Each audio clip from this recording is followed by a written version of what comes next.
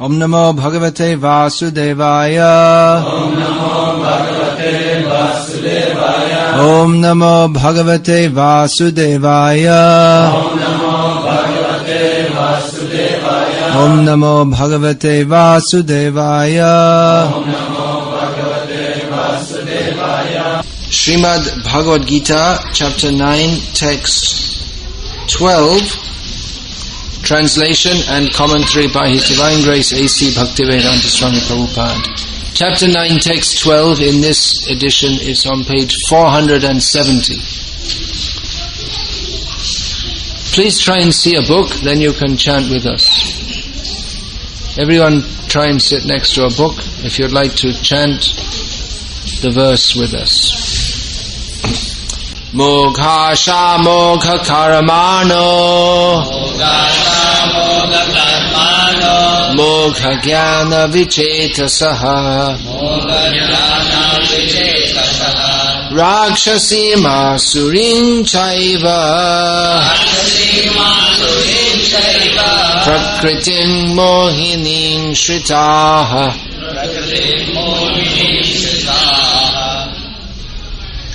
সিডিও আছে বাংলায়, ওই গৌরাঙ্গ প্রসাদ বাংলা লোক আছে কি? ওই সিডি আছে না, জাম দিয়েছেন? Did you give it? Bhajans. There are, I think there may be one or two.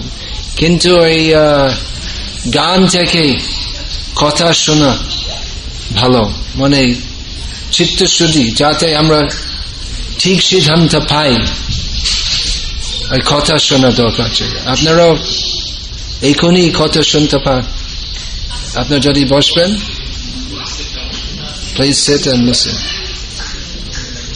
Please lend your ear. In English there's a saying, to lend your ear. Who has heard this saying? It's an antiquated saying. I don't think people say that very often now. You'll find that in Shakespeare. It means to listen. To lend your ear.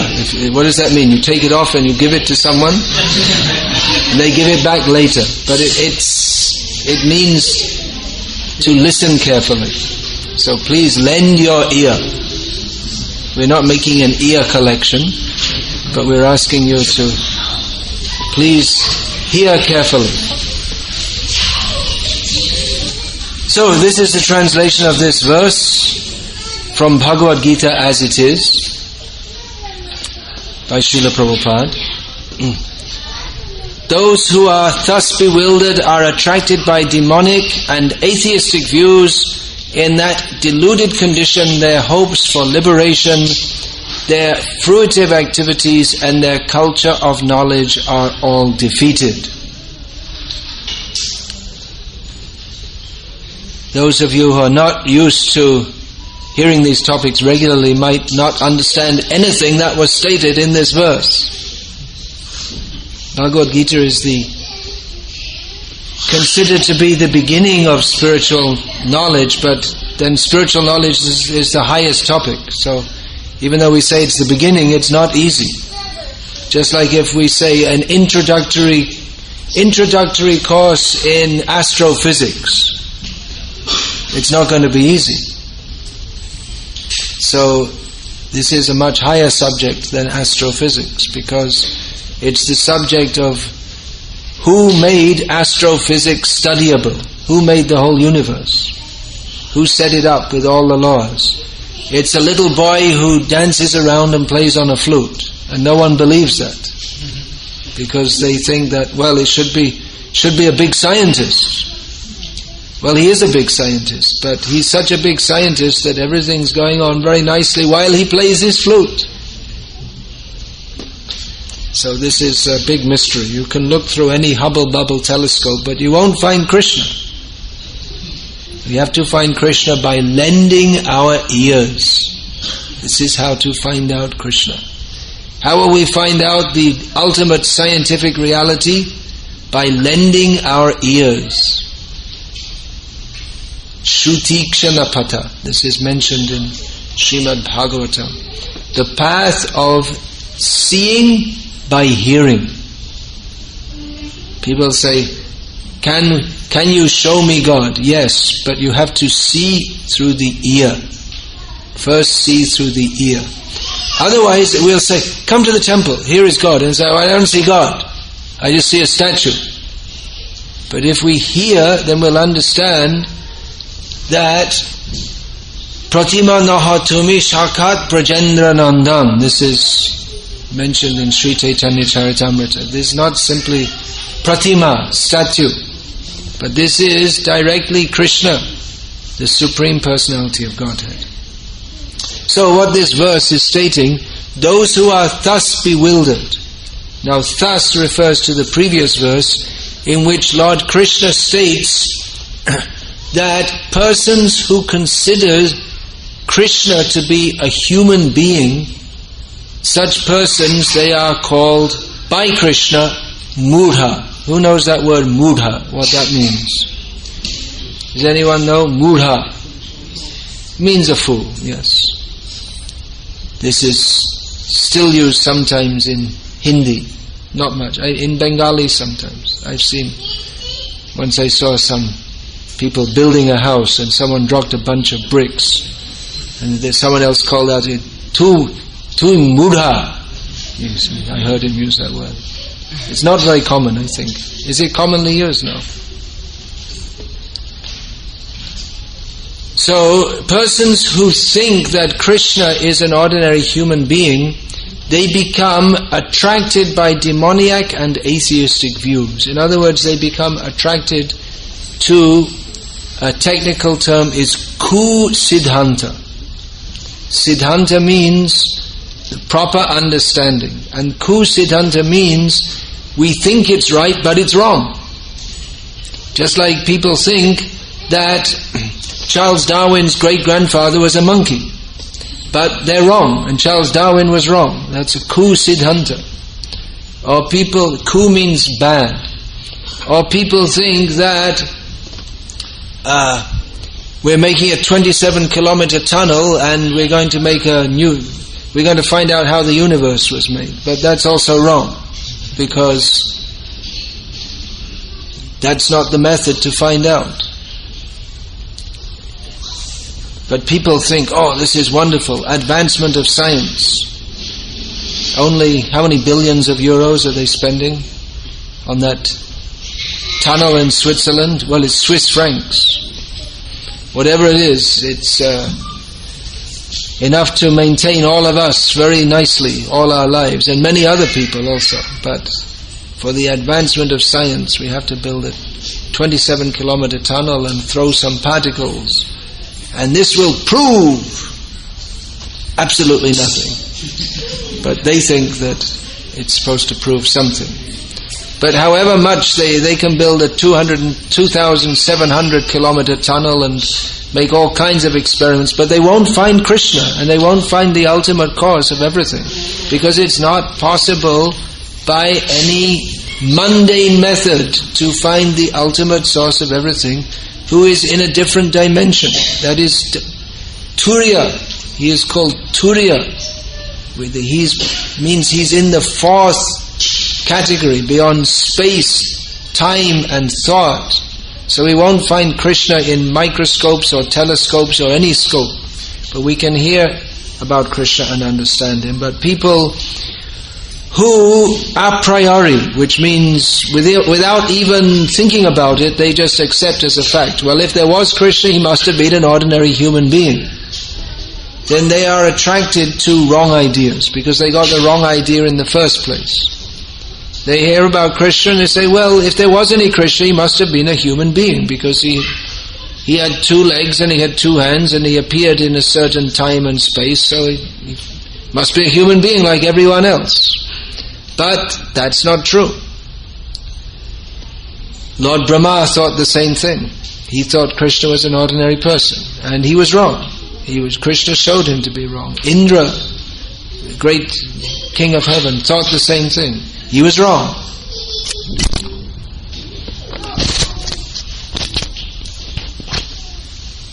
So the very idea that we can understand everything just through our tiny intelligence and our extremely limited sensual perception is a big illusion in the first place.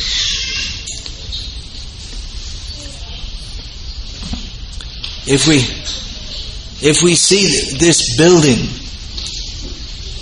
and we try to find out who made it, well, we could find out because it's fairly recently built. But we could find out. There must be records of who's the architect, who was the construction, who was the managing the construction company. There's a way to find out. There's a way to find out how the universe was built also. We have to go to the proper records. That's called Srimad Bhagavatam and Bhagavad-gita. But if we say, no, I won't consult the records, I'll just make an experiment. I'll build a tunnel and throw some particles at each other, and then in this way I'll find out how this building came into being. I mean, obviously this building came into being by chance. It's obvious, isn't it? I mean, I couldn't build a building like this, so no one could build a building like this. It's obvious it came into being by chance, isn't it? I mean, you get storms in this part of the world, so obviously there must have been a very big storm at one point in time, and this whole building came into being. It's obvious, isn't it? I mean, it's scientific, isn't it? You're all very scientific people. And you know that the whole universe came into being by chance, so then if the whole universe came into being by chance, then obviously this building also came into being by chance, and we don't have to pay off the mortgage because it just came to being by chance. We'll make a court case. Why are you asking money? You're claiming that you built the building, but it came into being by chance, so why should we pay you? And then they'll say, well, by chance someone's going to grab you by the scruff of the neck and throw you into prison.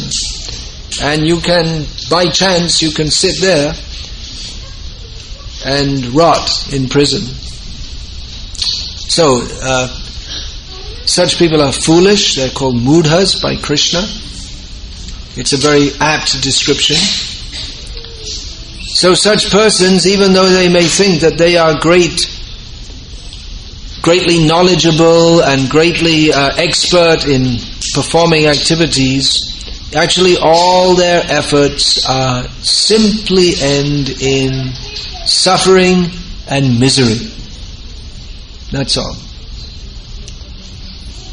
Punarapi jananam, punarapi maranam, punarapi janani jatare shayanam. All the great philosophers and speculators and scientists and basically everyone in the material world who doesn't recognize Krishna to be the Supreme Personality of Godhead, they end up entering another womb, which is not very pleasant. And what happens after that? They pop out of the womb, struggle for some time, die, and enter another womb. And what happens after that? Well, you can just make a recording of that statement. It goes on and on and on and on and on until we accept Krishna. So we should become a devotee of Krishna. But there is a warning here in the purport. Srila Prabhupada opens the purport by saying, there are many devotees who assume themselves to be in Krishna consciousness and devotional service, but at heart do not accept the Supreme Personality of Godhead, Krishna, as the absolute truth. For them, the fruit of devotional service going back to Godhead will never be tasted. I'm just looking to see who we got online here. We have Madhava. I don't know which Madhava that is. We have Madhav Chandra, Madhav Gopinath and Madhava. Maybe that's Madhav from Vallabhvidyanatha. There's Somya Shanmuganathan. Somya. Is he initiated now? What's his name? Somya, you don't know who that is. Which Somya? It's not from here, not from Seattle. We have Sri Giridhari Das, I know who that is very well. And Vidur Das. Well, I didn't know he was a computer buff, but maybe he is. Vidur Das from Salem. Hare Krishna to you all. So, for persons, so Prabhupada writes here that people assume themselves to be in Krishna consciousness, but they are not, because they do not actually accept Krishna as the Supreme Personality of Godhead. For them, the fruit of devotional service going back to Godhead will never be tasted. Similarly, those who are engaged in fruitive, pious activities and who are ultimately hoping to be liberated from this material entanglement will never be successful either, because they deride the Supreme Personality of Godhead, Krishna. In other words, persons who mock Krishna are to be understood to be demonic or atheistic. As described in the 7th chapter of Bhagavad-gita, such demoniac miscreants never surrender to Krishna. Therefore, their mental speculations to arrive at the absolute truth bring them to the false conclusion that the ordinary living entity and Krishna are one and the same. With such a false conviction, they think that the body of any human being is now simply covered by material nature, and that as soon as one is liberated from this material body, there is no difference between God and himself. Have you ever heard that theory before? When we die, we'll all become God. It's not a very good idea, is it? But many people believe that. They think, well, I'm God now, but I'm just doing my leela of having to go and work like an ass, and having toothache and constipation and all this kind of thing. But it's just my leela, but after I die, I'll be fully God. So watch out. You better not mistreat me, because don't look at me the wrong way, because I'm God. And we find people, often in our attempts to preach Krishna consciousness, we find people who they become annoyed and say, well, I'm God. They come out, well, I'm God, and we're supposed to believe them. Once Srila Prabhupada, in a meeting in Glasgow, in Scotland, at the end of the meeting, a man stood up and said, I am God. And Prabhupada said to him, you are not God, you are dog. And the dog had to, everyone clapped Prabhupada's statement, and the dog had to back down from, but he probably still thought he was God, because it's crazy. Another time someone stood up, it's quite common that people claim themselves to be God. When we're trying to we're establishing Krishna is the Supreme Personality of Godhead, and people, they become, no, not Krishna, I'm God. So one time, Prabhupada, after one of Srila Prabhupada's lectures, another time someone stood up and said, I am God. And Prabhupada said, I offer you my obeisances, now sit down. So, what do you say to such a fool who thinks that I am God? Well, Srila Prabhupada offered that there was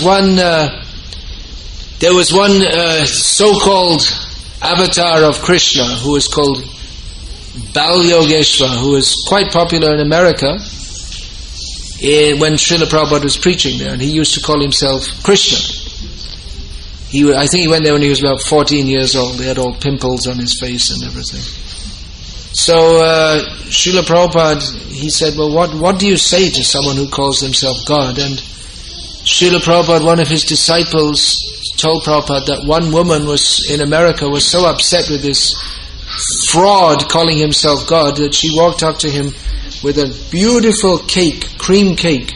She came up to him as if she was going to offer it, and then she put it in his face. So God was standing there with all cream dripping off his face.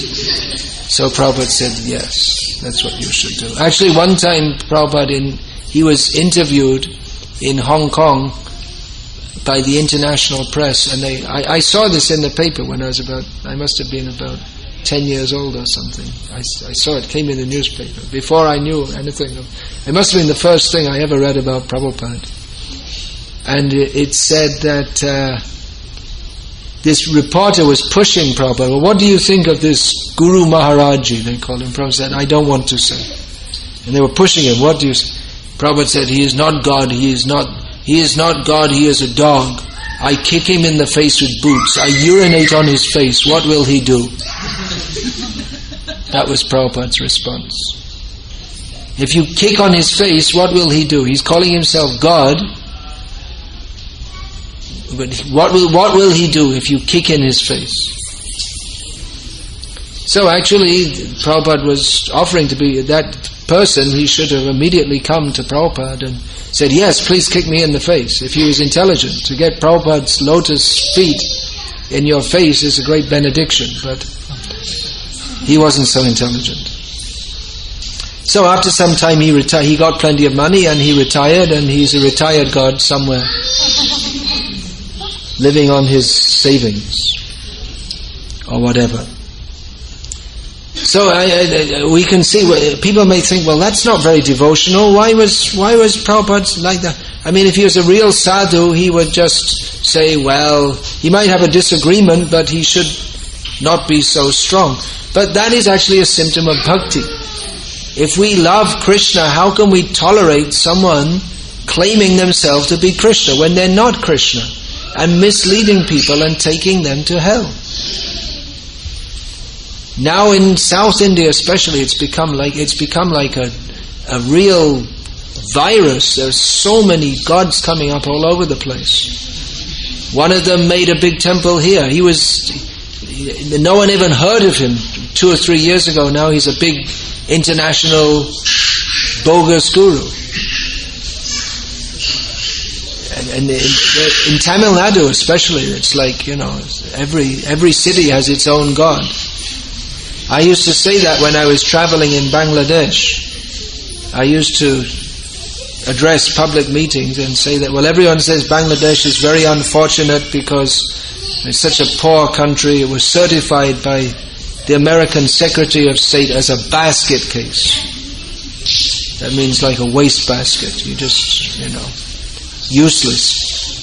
So, but I say Bangladesh is the most fortunate country in the world because in this universe there are millions of planets and millions of stars and huge universe, and for all the whole universe there's only one God. But in Bangladesh, Joto Gram Toto Bhagavan. In every village every village has its own God, own individual God. So, of course, that was sarcasm, but in Bangladesh also there was one Hindu preacher called Vivekananda Brahmachari, not the original Hare Krishna. So he was traveling around and he was a preacher. After some time he became popular and his followers said, it's about time that you became an avatar. It's time for promotion. Now you have plenty of followers. It's time to declare yourself as an avatar.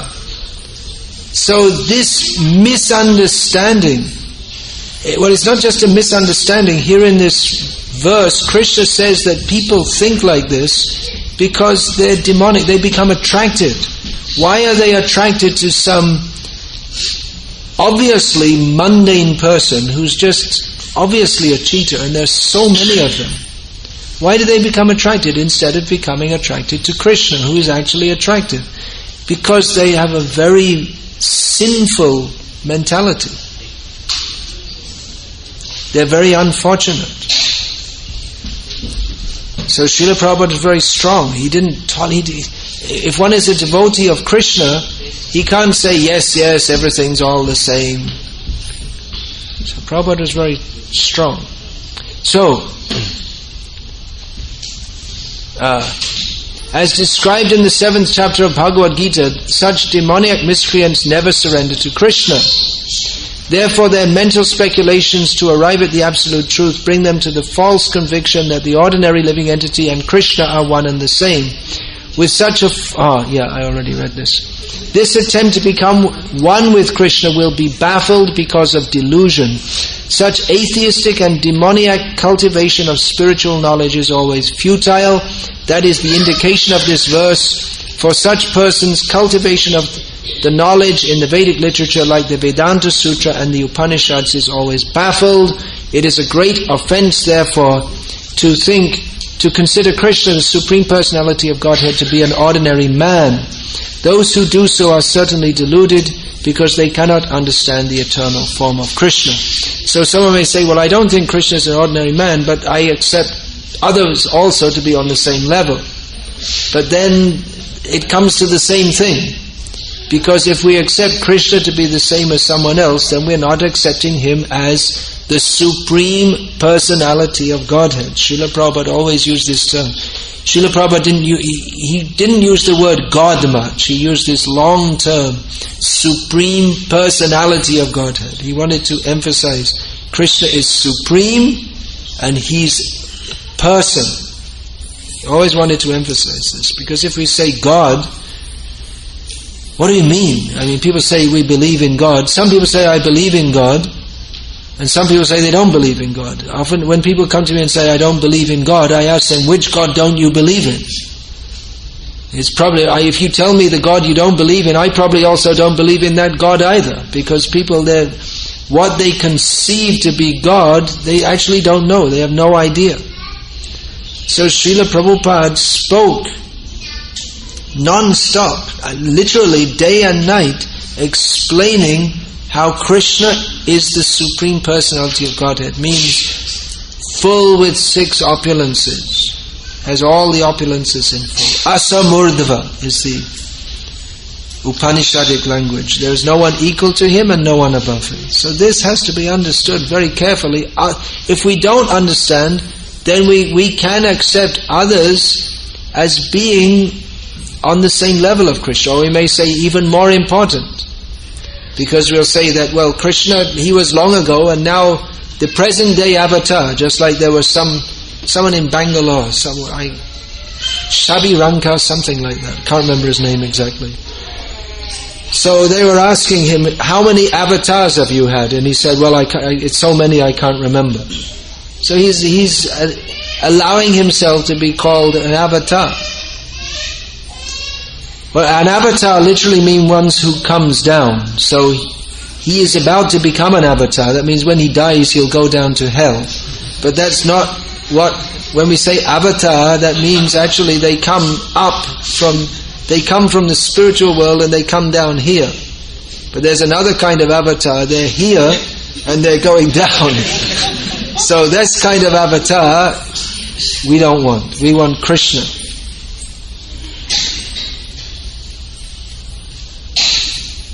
So for such persons, cultivation of the knowledge in the Vedic literature like the Vedanta Sutra and the Upanishads is always baffled. So we'll find these so-called avatars, if they don't do it themselves, some of their followers, they'll throw in a few quotes from the Upanishads and mix it with all their nonsense. But they're not serious to understand the actual purport, and therefore they become attracted to demoniac and atheistic views. Yeah. So the Brihad Vishnu Smriti clearly states, Yo veti bhutikam deham krishnasya paramatmanaha sasarvasmad bahishkarya shrota smarta vidhanataha mukham tasyavalokyapi sachelang snanama acharet.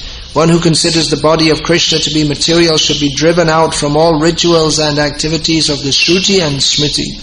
And if one by chance sees his face, one should at once take bath in the Ganges to rid himself of infection.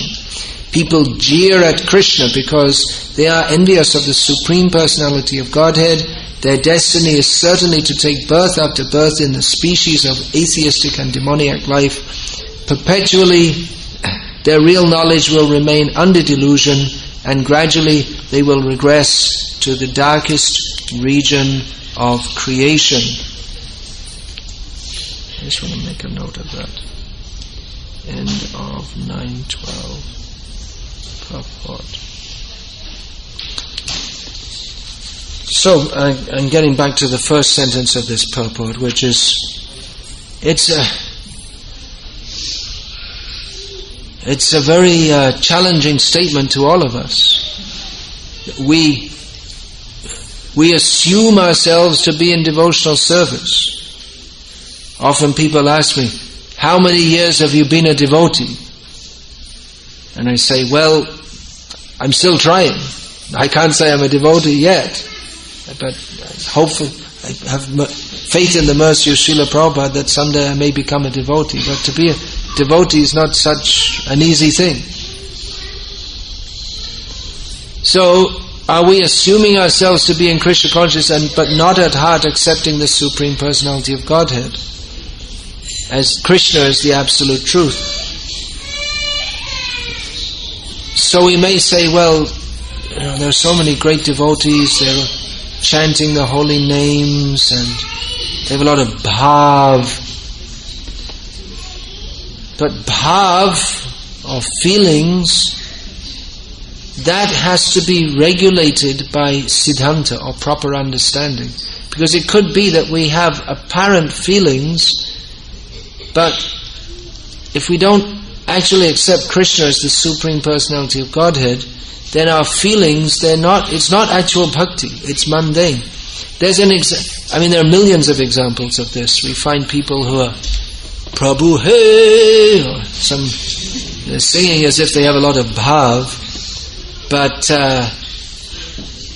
once they speak, if we speak with them, then we'll and try to understand their philosophical understanding, then they won't have the proper philosophical understanding, and they'll think that Krishna and all the different gods, they're all the same. It's a very common misconception.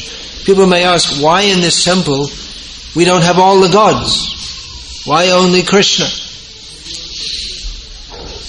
Well, all the gods are here, because all the gods come to worship Krishna. But if we put the gods, just like in a regular Hindu temple, they'll put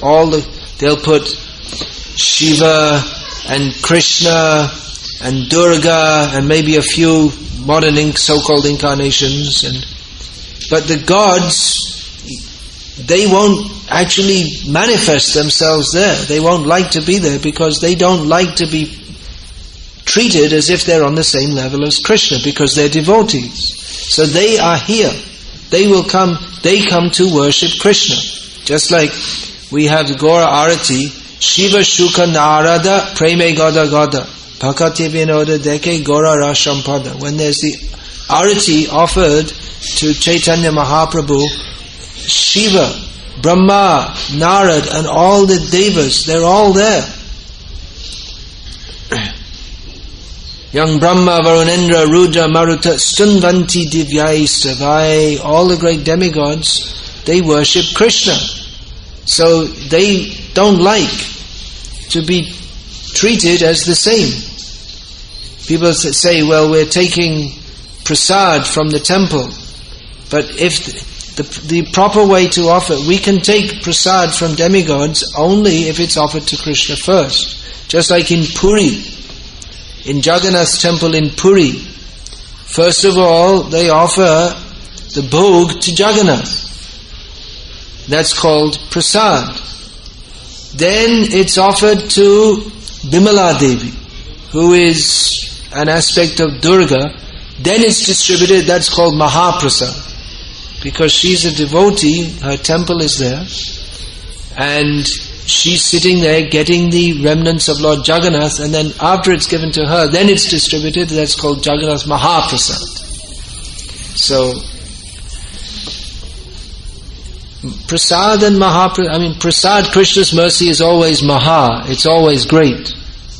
But it's considered even greater when it comes through the devotees. Although that's not necessary to do in every temple, but that's the tradition in Puri. So people, they think that someone, if they're just all feelings, but we have to see what they're saying also. There is a case recorded in Sri Chaitanya Charitamrita of Raghunath Bhatta Goswami, who was a great devotee, and he was living in Kashi Dham, Varanasi, and he was going to Puri. What happened?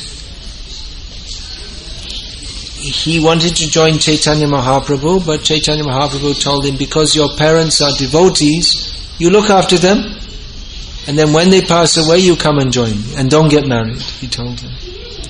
So Raghunath Bhatta, after his parents passed away, he came to join Chaitanya Mahaprabhu. Now nowadays, you can get a train, I don't know, there's probably a direct train once a week or something, from Varanasi to Puri. If not, maximum 2 trains. You can go via Howrah or whatever. You can get a train, and it doesn't take very long. Probably less than a day journey. But in those days, of course, you had to walk. Going on pilgrimage meant you had to walk, especially if you're going on pilgrimage. Even if you're very rich, the system is going by walking. That's why if someone said, I'm going for a pilgrimage to Badrinath, it means they're not coming back. If you reach there, you're lucky. But to come back, you can't expect to come. So it means bye-bye. They're going to Badrinath, and it's a long journey wherever you are. So anyway, he was walking, and just as he was leaving, he met one devotee of Lord Ram, who, considering that Raghunath was a Brahmin by caste, this Ram Bhakta, he wanted to serve Raghunath Bhatta Goswami. So he served him along the way, and Raghunath was saying, no, you don't have to do it. He said, no, I want to do it. I want to serve you because you're a Brahmin and you're a devotee. So he served him all along the way, and all along the way he chanted Ram, Ram, Ram, Ram, Ram, Ram, Ram. So he seemed like a great devotee. But when they reached Puri, and Raghunath Bhatta introduced, this is Ram Bhakta, he's come with me, he's served me, he's always chanting the name of Ram. Chaitanya Mahaprabhu didn't want to speak with him, didn't give him any special attention. You may think, why? He's a great devotee. Chaitanya Mahaprabhu, he loves the devotees. That's why he didn't give any special attention to that person, because he could understand that in that person's heart, he's a Mayavadi, which Prabhupada says here. There are many devotees, or apparent devotees we can say, who assume themselves to be in Krishna consciousness and devotional service, but at heart do not accept the Supreme Personality of Godhead, Krishna, as the absolute truth. So practically we'll find, especially in North India, there are many people, the Ramayat or Ramanandi Sampradaya, who they chant Ram, Ram, Ram, and they chant this Ramcharitmanas, but if you speak with them, practically to a man, if we discuss philosophically, they'll all say that Ram has come from the impersonal unmanifest. So they're not really devotees at all. Everyone will say that they are Ram Bhaktas, but they're not actually Bhaktas according to the real understanding of Bhakti. If we don't accept that Krishna is the ultimate, or Ram and Krishna are non-different. If we think that Krishna or Ram have come from the Avyakta, or that there are many, you see, there was Ram, and there was Krishna, and then there was this so-called Ramakrishna. That's what they say. Or they say that now there's this Shabi Ranga, he's the latest avatar.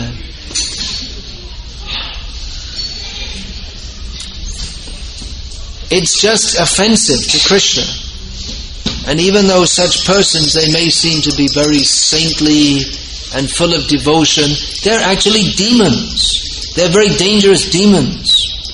Kamsa was not as bad a demon as these people, because at least he openly hated Krishna. But these people pretend to love Krishna. They're like Putana, who, even Putana, she herself didn't claim to be God, but she pretended to be a devotee. She pretended to be very devoted, but her purpose was to kill Krishna. So these people who claim to be avatars, and they say, oh yes, Krishna, he's so wonderful, that was me in my previous incarnation. They're very demoniac, even though they may appear to be very gentle, and they recommend to be a vegetarian, and they may seem to be very good, but they're not good. They're very bad, because they're apparently good, but the idea they give you that they themselves are Bhagavan, or that Krishna is not the ultimate supreme truth, there is something beyond Krishna, it's demoniac.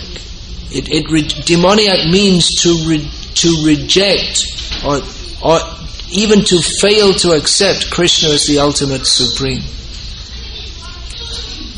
It's a very common misconception. We may say, one time in Visakhapatnam, I was giving a lecture on speaking like this, because I often speak like this, because people say, why don't you tell us some stories about Krishna? There are so many people telling stories. Let them tell stories. But someone should speak and establish who is this Krishna. Because otherwise people who listen to stories, oh, it's very nice, Krishna's, what is that, Makhan Charayo, they're singing all these songs, but they're thinking, oh, Krishna, such nice stories of Bhakti, and I'm also Krishna, and everyone's Krishna, and you don't understand anything about Krishna. So someone should speak the proper understanding of who is Krishna. So anyway, once in Visakhapatnam, this was, I don't know, something like that, maybe. No, it wouldn't be 20 years ago, because it was, anyway, about 20 years ago. I gave a lecture in some temple, some public temple in Visakhapatnam. And at the end, one young girl came up. She must be a middle-aged woman by now, if she's still alive. She came up and said, well, why do you say that Krishna is supreme? I mean, all the speakers here, they all say that all the gods are the same. And she wasn't being very challenging or something. She was just surprised, because she obviously she was quite a pious girl and came regularly to lectures, and she said, why do you say only Krishna is supreme? And I said, well, why not? And she said, well, all the other Swamis, they say that all the gods are the same. So I speak like this regularly because Hindus, they regularly hear all this rubbish, rascaldom nonsense in the name of so-called Hindu Dharma. And they'll come in a pious mood, but they don't get any actual benefit, because they're thinking that there's some statue who we can get some benefit from. We feel a lot of bhakti, but there's no actual bhakti there, because they don't know what bhakti is. One has to hear to understand. Hear regularly, again and again. It may take time to get rid of this disease. One devotee told me, he said that he was initiated for over a year when he finally understood that when Prabhupada said that Krishna is the Supreme Personality of Godhead, he meant it. He thought that Prabhupada was just speaking allegorically, because that's what this Mayavad does, that anything you hear, you just turn it all in, everything's just like allegorical. And even when we talk about God, the word is just an allegory for me. That's why the Mayavadis, when they read the Bhagavad-gita, they say, Aham sarvasya prabhavaha. I am the source of everything. And say, that's right, yes, I am the source of everything. That's why we should kick them in the face, because, by evolution, their brain cells got formed wrongly. They need to get kicked, give them a kick and help them along the evolutionary path so they can get there. They can, just like some monkey was jumping around and got struck by lightning, and then the monkey's son became Charles Darwin. So maybe they need a kick in the face to get, at least their children can get it right. So the monkey fell out of the tree on his head, and then his genetic code got mixed up, and then by luck, or by misfortune, his son became Charles Darwin. So, it's everywhere. That's what we're saying. Everyone says that. Why are you saying something different? You see, it's not your fault. You're just a Westerner. You see, so it's nice you've become a Hindu, but maybe next lifetime you can understand. Fortunately, I'm not a born Hindu. My birth came at the lotus feet of Srila Prabhupada, who's also not a Hindu. He's a pure devotee of Krishna. Srila Prabhupada didn't come to the West and say, my dear American boys and girls, now you should become good Hindus. and chant Om Jai Jagadisha Hare, give us lots of money. Prabhupada didn't come to teach that. He came to teach, what was the verse Prabhupada quoted most? Sarvadhaman parityaja mamekam sharanam braja. Abandon all varieties of nonsense going on in the name of dharma and surrender to Krishna, because Krishna is the supreme absolute truth. He is the ultimate cause of all causes. He is the person to surrender to. There is nothing beyond Krishna. We are not Krishna. These things are to be understood. Another time, this is going back almost 30 years, I was at Hindustan Motors, which is on the west bank of the Ganga, just north of Calcutta. It's where they make they're still making ambassador cars, amazingly enough. Nowadays they're making Ford cars in Chennai, or just outside Chennai, but still ambassador cars are being made. Anyway, at that time, that was all they were making. Ambassadors and Fiats, and there were the Mahindra Jeeps, and that was about it. So we did a program there among the pious Marwaris, and there was a nice painting or a poster, probably maybe a Gita Press poster on the wall, and it showed all the different planetary systems. There's at the bottom, there's Garbhadakshay Vishnu, I can't remember if they had Garbhadakshay. Anyway, they had Patal, then all the different Tala, Atala, Sutala, Vitala, I can't remember all the names. And then the earth, and then all the Bhuva, Swa, the heavenly planets, Tapaloka, Janaloka, Mahaloka, Satyaloka. And then beyond that, just like we have a poster here in the temple, there are so many mistakes in that poster here also. Someone made a similar thing, but they showed, then there's the Viraja river, then there's the Vaikuntha, Lakshmi Narayana, and above that is Sita Ram, and above that, at the top, is Radha Krishna. There's just one thing on top, Om, an Om sign. They think that Krishna has come from Om, but they don't know that Krishna is Om. Om is a representation, especially liked by people who don't like to say the name of Krishna. They'll say Om. And we also say Om, but we say Om Namo Bhagavate Vasudevaya. But they just say Om. Nothing more. And they think Om means from Om, which they conceive as being impersonal, has come Krishna. They want to deny Krishna. So they showed Krishna, Radha Krishna on top, but they thought that beyond that is something more, impersonal Om. So we're opposed to this. As Srila Prabhupada said, in one purport he wrote that the purpose of this Krishna consciousness is to kill all the bogus avatars. They're already killed by their own bogus ideas. They're all setting themselves up for a long tenure under the supervision of a pure devotee of Krishna called Yamaraj. So they're already killed, but we want to kill all these bogus ideas that people have, that there is anything beyond Krishna. So please understand this and distribute these books. Read this Bhagavad-gita as it is and distribute it. Does everyone have this Bhagavad-gita as it is in their home? Who doesn't have it? Please raise your hands and we'll put a Bhagavad-gita in it. Who doesn't have this at home? Alright. Please give this gentleman a copy of the book. And it costs, how much they charge for it? $10, something like that? $10, yeah. Yeah, please take one book, sir. You'll have to give $10, but it will be the best deal you'll get in your life. Not only in this life, but life after life. Because simply by reading this book, millions of people all over the world, this book, how many? I think 50 million more than copies have been distributed all over the world. And people are understanding Krishna, which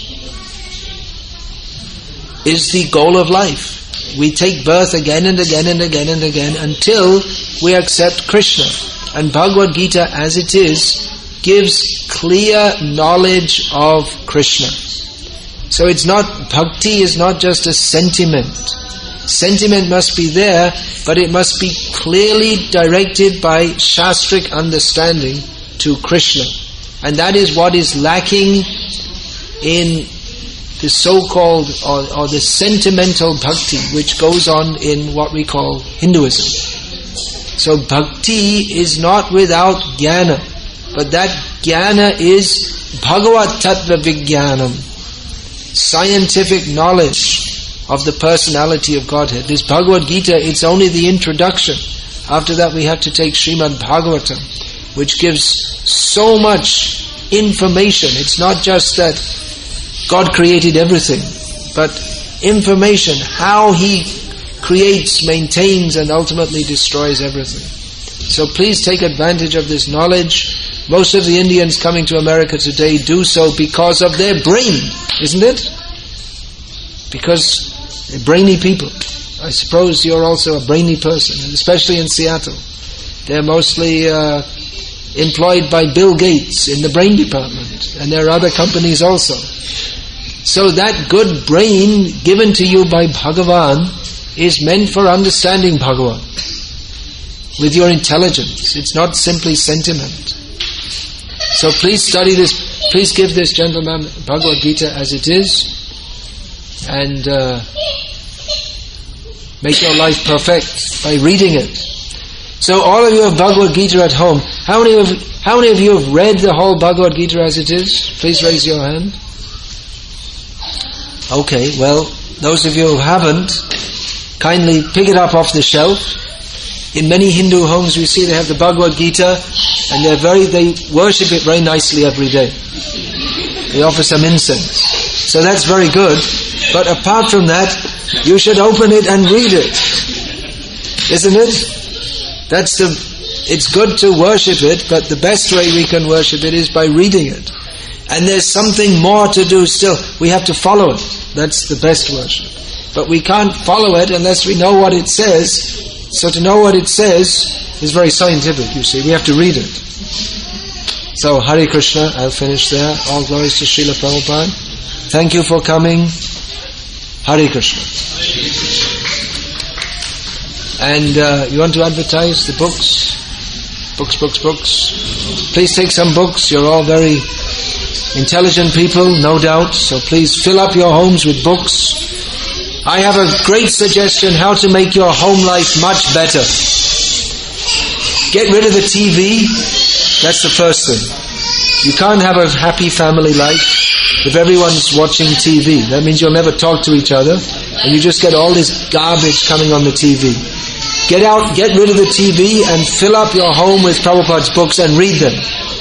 And you'll have a wonderful family life. Best.